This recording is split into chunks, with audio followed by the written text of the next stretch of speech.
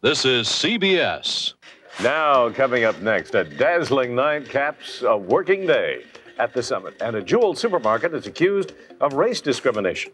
Also ahead, the latest on the war of words between bad boy Bill Laimbeer and Michael Jordan. And we'll show you which brave member of the Channel 2 news staff cooked up a new use for cicadas. The story is ComEd refunds and Walter's perspective. Next.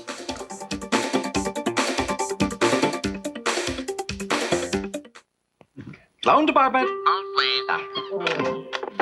We need approval on a 4x4 pickup. Oh, that could be a problem. Problem? Did you know the Isuzu 4x4 has more standard payload than your Toyota? No, Did you know the Isuzu 4x4 has more horsepower for hundreds less? Listen, I'll wait for it now.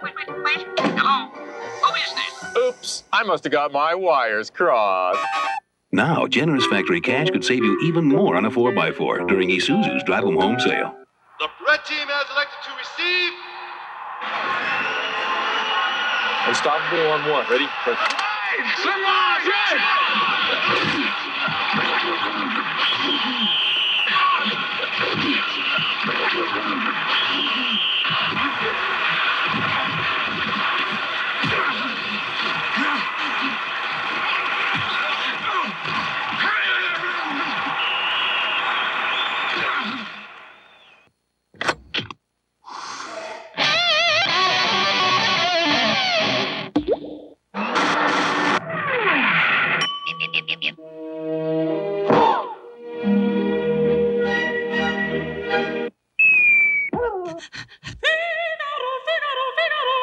Figaro.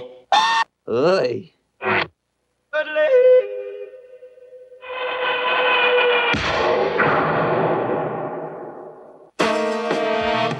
The Infinity Q45. First your hand turns the wheel, then the wheel turns the shaft, which turns the pinion, which turns the rack, which turns a serious luxury sedan into a sports car on a joyride. There. So much for that little fork in the road.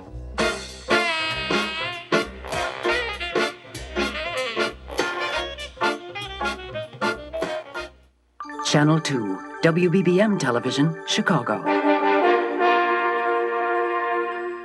Live from Chicago's news team. The 10 o'clock news. Good evening. Soviet President Gorbachev gave a toast tonight to historic progress in his meetings with President Bush. This was a whirlwind day for the Soviet leader in Washington, from summit talks to receptions to his trademark, a quick dash into a crowd to meet and greet the public. Our political editor, Mike Flannery, has the latest on a spectacular state dinner at the White House. The occasion was social tonight as the two presidents and their first ladies met for a gala dinner at the White House. But the talk was all business, with Mikhail Gorbachev hinting that a history-making breakthrough had been achieved in today's negotiating. I think that my talk today with the president and also the meeting of the delegations makes it possible to expect major results from this meeting, and maybe even major results, the biggest results compared to all the other meetings, previous Soviet-American summits. Maybe I'm too optimistic, but let's wait and see. We have 2 days. I believe that maybe we will have those major results. Despite differences on Germany, Lithuania, and other issues, Gorbachev and Bush are reportedly ready to cut in half each side's stockpile of 12,000 nuclear warheads, still leaving more than enough to kill each other many times over, to cut chemical weapons by 80% and to stop new production. Also on the table are cuts in conventional arms and armies. Tonight, Bush had warm praise for his negotiating partner. Mr. President, you deserve great credit for the course that you've chosen. Before tonight's big bash here at the White House, Gorbachev took his turn hosting a gala reception, a luncheon at the Soviet embassy. The mix of his American guests ranged from Jane Fonda and Ted Turner to Henry Kissinger and Jesse Jackson. When their host returns to bargaining tomorrow, there will not be nearly as much pomp as accompanied today's opening session, but there will be a signing ceremony tomorrow evening for several side agreements. They provide for expanded commercial and cultural contacts between the U.S. and the USSR. In Washington, Mike Flannery, Channel 2 News. Among those side agreements is one that would expand service by the Soviet airline Aeroflot to several more American cities, which would include Chicago. While President Bush and Mikhail Gorbachev held talks, Mrs. Gorbachev was the guest of honor at a reception hosted by the Vice President's wife, Marilyn Quayle.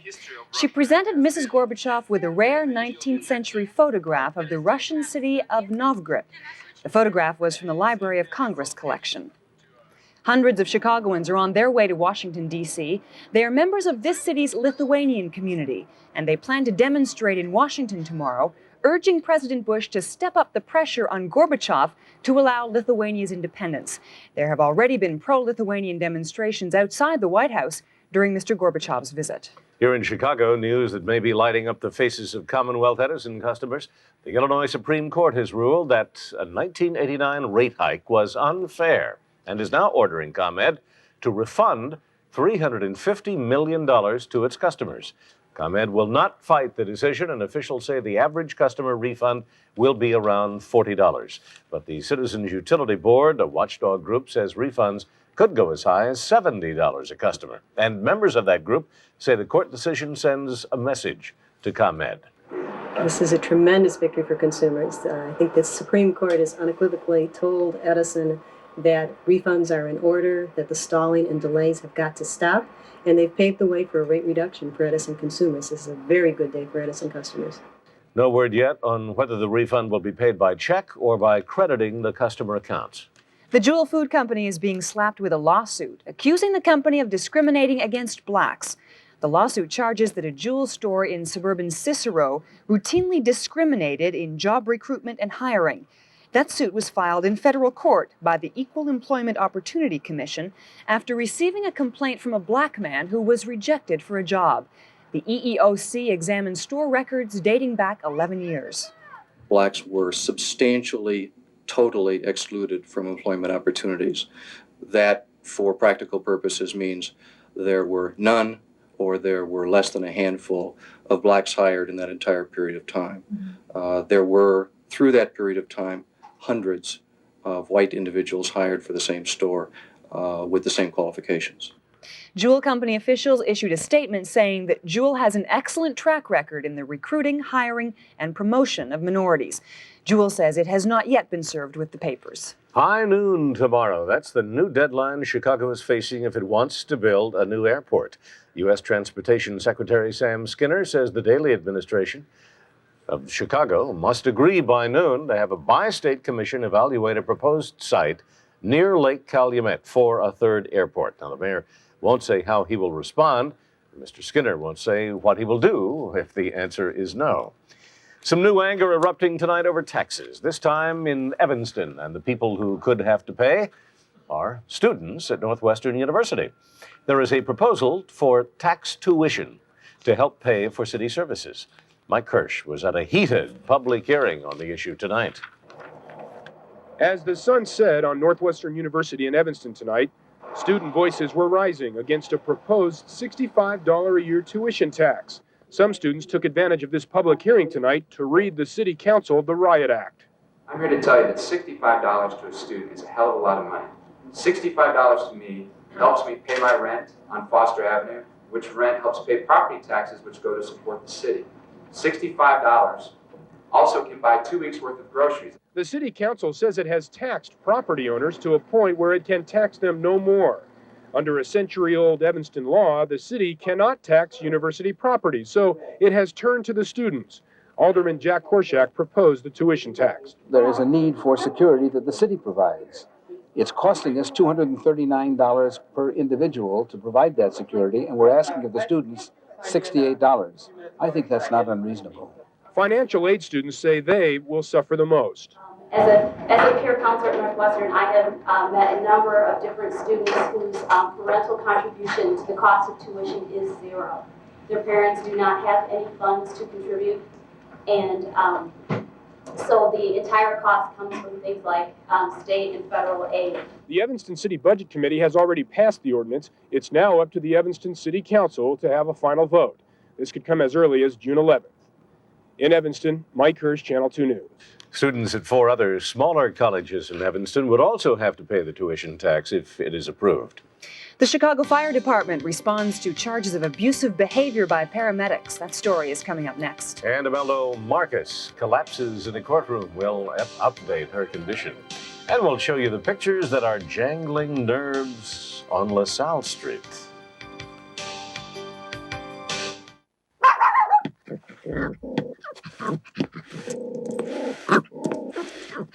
Remind you of the last time you dealt with a car salesman? Try Patrick. Better people mean better deals. Look to the Patrick page in Saturday's Tribune for straightforward deals on the finest new and used cars. Patrick. Better people mean better deals. This summer, with Midway's new low fares, you can fly anywhere for as little as $24 to $149 each way. So pick Midway Airlines to get you anywhere you want to go in the United States. Tickets must be purchased by June 7th. Midway's got the spirit. It's what flying should be.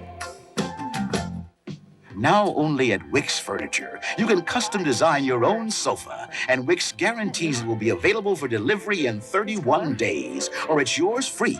Select from over 1,000 fabrics in a variety of styles, with frames guaranteed for a lifetime. And remember, at Wix, your custom sofa will be available for delivery in 31 days, or it's yours absolutely free. Visit Wix new Custom Design Center. Quality made affordable by Wix Furniture.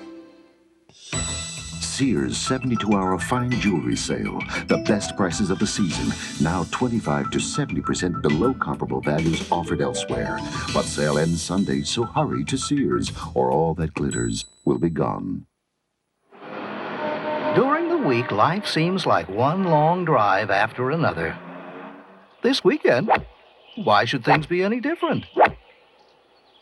Buy Top Flight, the longest balls. A follow-up to report tonight about allegations of highly unprofessional behavior by 2 Chicago paramedics. The fire department is investigating the charges. We told you about them last night. Ambulance number 723 called to help a West Side man who was apparently having a heart attack.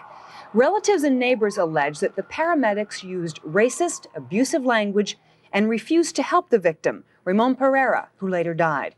Officials say that if the paramedics behaved improperly, they will be disciplined. But for now, they deserve due process. Those 2 paramedics have the same rights that you and I have. They will respond to the charges will be investigated. If, in fact, they are guilty of infractions, they will then enter our discipline process. Deputy Commissioner Joyce says neither of those paramedics has ever before been the subject of a formal complaint. An earthquake measuring 6.1 on the Richter scale shook Mexico City early today. Nobody was injured, but frightened residents rushed out into the streets, the same city that was the site of a massive quake 6 years ago. Former First Lady of the Philippines, Imelda Marcos, was rushed to a New York City hospital today after collapsing in court during her racketeering trial. Witnesses say that Mrs. Marcos slumped in her chair and she was coughing up blood as she was taken into the ambulance. She's become ill in court twice before because of high blood pressure. Tonight, doctors say she is in stable condition. In Chicago today, at the federal fraud trial of 3 traders from the Mercantile Exchange, prosecutors showed an undercover tape, and they are calling it a key piece of evidence. The FBI says it shows a broker who has already pled guilty to fraud, taking a bribe and making incriminating statements. He will testify against the defendants, Robert Mosky, Danny Scheck, and David Zatz, who allegedly cheated clients while trading in Swiss francs. The silver-haired Mario Lettieri, the owner of a popular West Side supermarket, was convicted with 4 other people today of conspiring to operate a multi-million-dollar cocaine ring. One of his co-conspirators was a Cook County corrections officer who allegedly boasted that he could smuggle money and drugs to inmates at the Cook County Jail. Lettieri is in custody. The other 4 are free pending sentencing. With guns drawn, police surrounded the homes of alleged drug dealers in northwest Indiana today. At least 30 people were arrested in what officials called a major ongoing investigation of drug traffickers. Bonds for the suspects ranged from $20,000 to $30,000. Nearly every prominent Democrat in Chicago turned out tonight to help Mayor Daley fill his campaign war chest. 3,000 people from the city and suburbs came to a Daley fundraiser at the Hyatt Regency. The mayor reportedly raised more than $800,000. The only black alderman who attended was Lemuel Austin. The Daley fundraiser and collecting money is the subject of Walter's perspective. Tonight is just one chapter in the story of Mayor Daley collecting money, of which there will be many more in the months ahead. And he'll also collect money that won't be told in the story, because we won't know about it. Which is not to suggest he'll collect it illegally, but that the builders and the merchants and the bankers out there just want to give and give and give to the man being called Richard II. What he's collecting so far is 8 or 9 times more than anyone else in politics in Chicago is even dreaming of collecting. There is no contest in the money chapter of the mayoral story. There is nobody at the moment, or nobody whom anybody knows of anyway, who's even thinking of trying to collect what would be necessary for making a challenge to Daley in the upcoming race for mayor. The field in that race at the moment is closed. There is just Daley all alone. And the reason, or one reason for the fundraiser tonight, as important as collecting that money, is to spread the word that this race is closed, which means, of course, that day by day, Daley will just collect more money. The mayor's political agents are on constant alert for Alderman Evans, or Judge Pincham, or the newspaper columnist Vernon Jarrett, or even a Lincoln Park liberal to be stirring up some interest in other candidates for the race. So far, there's nothing to report. And as each day goes by, there's less likelihood of another candidate. When's the last time you heard Alderman Evans, or Pincham, or Gene Sawyer, or even Jane Byrne, even pondering the possibility of challenging Daley? The word in the precincts is the mayor has the town locked up, which is precisely tonight what he's hoping reporters will say. And after checking around, I'm saying it because I believe it's true. But the story can change. Mayor Daley can get caught in a crisis in the schools, or in the middle of an issue yet unknown. He is out there so far ahead all by himself that if there is trouble, he'll be the only one to blame, in which case the headlines will turn bad, and those builders and the bankers will hedge their bets.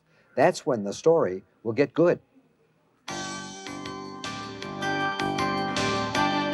A crisp, clear May night in the Chicago area. What will the 1st of June bring? We'll have a forecast next. Also ahead, a teenager who has got away with words. And coming up in sports, the Sox try to make it 6 in a row. You've been staring out there all day. What are you doing? Trying to figure out which computer is the most powerful. Well, that's easy. The one with the most memory, megahertz, MIPS, you know. No, I don't think so. There we go. I think the most powerful computer is the one that people actually use. Macintosh has the power to change the way you look at computers. That's not really a fair comparison. People like using the Mac. Unlike our competition's elaborate packaging, you'll find no box inside the Budget Gourmet box. You'll find no bags. And you'll find no plates. Because these things cost money. Money we'd rather spend on the one thing you will find inside our box. Our food. The Budget Gourmet and the Budget Gourmet Lite. Expensive food at reasonable prices. New research suggests we might not know enough about sunscreen. Susan Ederson reports on protecting you and your family against the sun's harmful rays tomorrow at 4:30 on First Edition. It all started with a dream. Keep bumping, Sam! Sam, you're a little fat! Keep bumping, Sam! Sam, you're a little fat! Sam's dream gave him the idea for his Breakstone's all-natural light choice with 33% less fat than sour cream and his Breakstone's 98% fat-free cottage cheese. If Sam hadn't dreamt it then, it wouldn't be so delicious now. Announcing the world-class value in family sedans at a very special price. The Hyundai Sonata. Sleek, stylish, Powerful. fuel inject power, 4-speed automatic with overdrive. air conditioning, AC, sure thing, cool air, cool sound, stereo, 2, 4, 6 speakers, sound, big Sonata, big, roomy, family room, dependable too, 36 months, 36,000 miles, warranty, rack and pinion, power steering, stabilizer, power disc brakes too. Whoa. The midsize Sonata from Hyundai, now specially priced at just $10,809. For more information on this world-class value, call 1-800-826-CARS. Steve Baskerville is on vacation this week, and Harry Volkman is sitting in. You're really getting to know the whole family here, aren't you? That's mornings with Ed and evenings with Harry. We'll have to try to get the middle of the day going with something. Anyway, right now we have a look at what happened in May and what's going to happen in June. So let's move right to that first and see how May is wound up on a beautiful day with 76 as a high, 61 for the low. That is the present temperature. The lakefront is cooler at 57, Midway 65, and Gary 60. The low of 40 this morning was 5 degrees above the record set in 1873. Humidity is 48. The wind is southeast at, that should see, said 8 miles an hour. I gave the wrong number to our operator. The pressure is 30.08 and it is steady. First off, looking at May, which still has, well, less than an hour to go. It was cool by 2.5 degrees. It was wet, plus 370, so we're well over 3.5 inches above for the year. The total for the month of May was 6.85. Now let's go ahead to June, which sees, according to the National Weather Service in Washington, cooler than normal weather conditions here. I think myself that may be a little overstating the case, going along rather safely with the way it has been. But there are indications that the warming is beginning to develop in this area. Let's move now by the Venetian blinds opening onto the 30-day outlook for precipitation. We'll be in the southern end of a wet area from Michigan to North Dakota, and they really need it up through a lot of that area. That's good news. Still unfortunately dry in the southwest, but the southeast is glad to know that they're not expecting as much rain during June as they had earlier back in May. Now in West Texas tonight, 3 tornadoes came out of these clouds south of Perryton, Texas. There was 3 of them touched the ground. So they have all kinds of severe thunderstorm watches out in the southern plains. We will have them moving closer to us during tomorrow, but I think most of them will hold off until Saturday and maybe even until Saturday afternoon and night. In the meantime, it's going to get warmer and more humid as the days go on now into June. Fair not as cool tonight, low 55, light southeast winds. When you wake up on a morning of June 1990, you'll find it partly sunny and warmer, high of 80, a little cooler near the lake, and the south-southeast winds will keep it a little smoggy. The outlook then for Saturday, sun and clouds, thunderstorms likely, warm and humid, high of 86 degrees on Saturday. And then we should clear out and be very pleasant on through Sunday and Monday, and I think we have some rain again about Tuesday. But it looks as if summer weather is coming with June. Bill and Linda? Thanks, Harry. Back when the snow was still falling and the winds were howling, 9 million children began the quest to become America's spelling bee champ. Today, the finals, with 2 Chicago area students still in the contest. 13-year-old Philip Nur of Franklin Middle School in Wheaton, and Andre Ross, a 14-year-old student at the Ogden Elementary School here in Chicago. But in the end, it was 13-year-old Amy Dimmock of Seattle who won the title, spelling the word fibran. Fibran. F-I-B-R-A-N-N-E.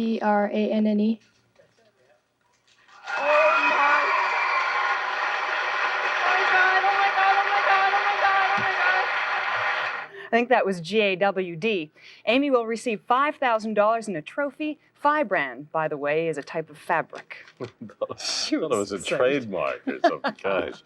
Michael Jordan's feud with Lambier, and believe it or not, a member of our Channel 2 news staff develops a new succulent taste of cicada after a break.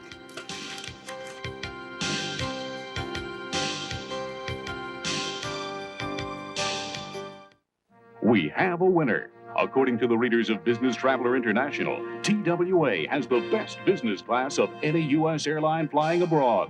Better than American, better than Delta, better than Pan Am. Today's TWA. The numbers are in. For the first 3 months of this year, TWA had an on-time record that was better than American, better than United, better than Delta. Today's TWA. Find out how good we really are. Take a new look. Take a new look.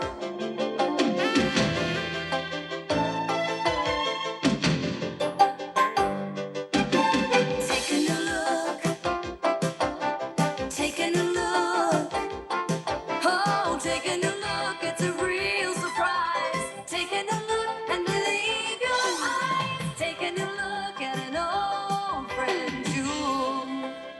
This coupon from Homemakers is worth 4 days vacation in Orlando, Florida, free. All you do is buy $1,000 worth of furniture at Homemakers. The Homemakers Florida coupon buys 3 nights at a Hilton in Orlando, plus discounts for shows, restaurants, and many other attractions.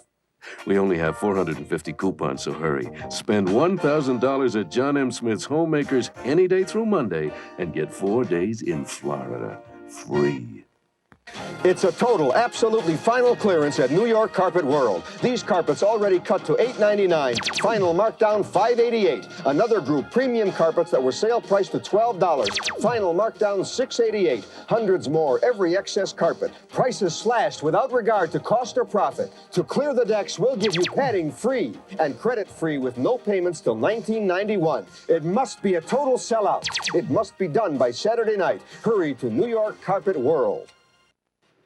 The Sox were held tonight to 5 wins in a row. Johnny's here with details. That's right. Johnny. You stole my opening line, Linda. Okay, the Sox 5-game winning streak has come to an end. The Twins came to town tonight, beat Chicago 3-2, so the Sox are back to 3 games out of first place. The Twins bagged a pair in the very first inning. Kirby Puckett ripped a double down the left field line. Jerry Kutzler had started for Chicago. He was the loser. Al Newman scored on the play. The Twins eventually went up by a score of 3-0, but the Sox did cut it to 3-2. Lance Johnson singled to score Sammy Sosa, but that was as close as the Sox would come. The final score, 3-2 Minnesota. Limited schedule tonight, but Oakland did beat the Royals 6-4. In the National League, the Cubs are off. Houston leads the Giants. San Diego over the Braves in the 9th inning, and 1-1 Dodgers and Reds. That's in the 7th. Meanwhile, the Trailblazers have won the West. They nipped the Suns in Phoenix, 112-109 to win the series 4-2, despite a great effort by Jeff Hornacek. He scored 36 points tonight after Kevin Johnson was grounded with a pulled hamstring. But late in the game, it was 109-108 Suns when Jerome Kersey blocked a shot, wound up scoring at the other end, 110-109 Portland, and the Trailblazers won by a final of 112-109. So the happy guys from the Northwest will wait for either the Pistons or the Bulls starting next Tuesday for the NBA title. Meanwhile, the Pistons arrived in town late this afternoon, and check out the Motowners when they got off their bus.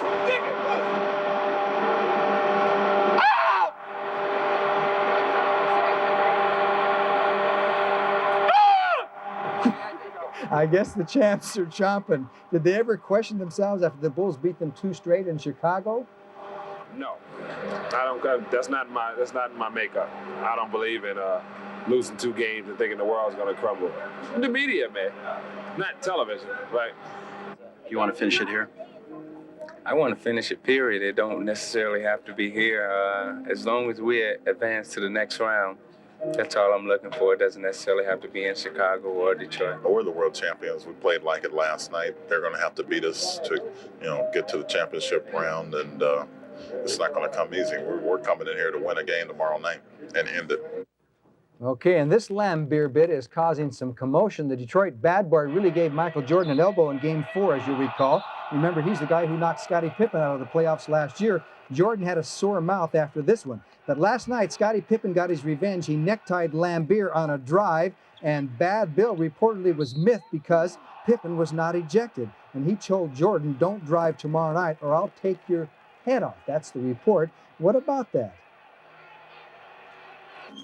Have a word with you? No comment. Okay, no comment. The ever-popular Bill Lambeer. And check out the Chicago Six performing tonight with Otis Wilson in solo.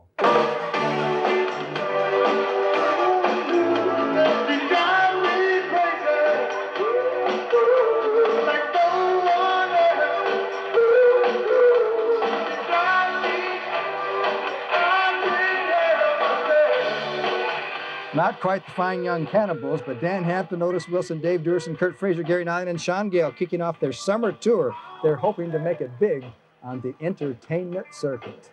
And I don't know, do you think they got a shot? Yeah, Okay. sure. They have as good a shot as Bob Wallace does and the cicadas. If you can't beat them, eat them. That's his answer to the onslaught of the cicadas. He asked a Chicago chef to prepare a batter of saffron, garlic, and cornmeal, and then they deep-fried a batch of bugs for 90 seconds. You just pop the whole thing in, or what? Are you going to try one?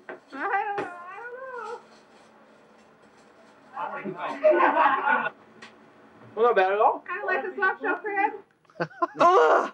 They came from a suburban backyard, lots of them there. The cooking, courtesy of Cafe Baba Riba in Lincoln Park. And his next trick is going to be seasoning them with a little toxic waste. And that's kind of an environmental cocktail right there. Says they tasted a little like soft-shell crabs. Yeah. I think I'll stick with soft-shell crabs. Good night. Good night.